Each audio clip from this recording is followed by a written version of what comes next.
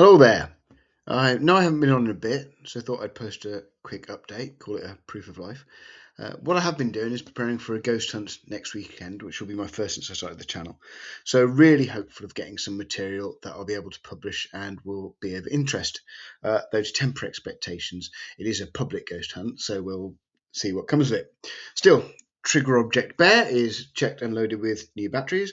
I have a new IR night vision camcorder at the ready, and we'll take this spirit box along as well. So see what happens with that.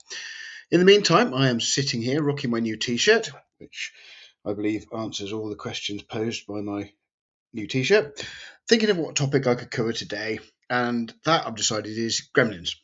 I know I've been very cynical on subjects I've covered so far, from dark-haired go-ghosts to tie-in dolls and peakies, to the point where you might be wondering why on earth I've started a paranormal channel with so little belief in the otherworldly. So here is where I pivot so fast I'll give you whiplash. Gremlins are real. What you might find surprising is you've almost certainly experienced them yourself. I'm going to point out that I'm using a general term for something that may not be vicious little green creatures, and probably isn't, and could in fact be referred to as a glitch in the matrix or some similar. But what I am referring to is a common phenomenon that has no explanation. So, put simply, and in an everyday situation you can imagine, I leave my car keys on the table in the living room. There's nothing else on the table. This is where I always leave my keys, so it's also the first place I look every morning when I'm in danger of being late for work. My keys are not there. I look again just to make sure. They're still not there, and it doesn't take me very long to check because it's not a big table.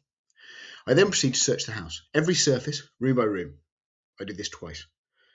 On the third sweep, I find my keys. On the table, in the living room. They were not there before. I'm not having a brain fart.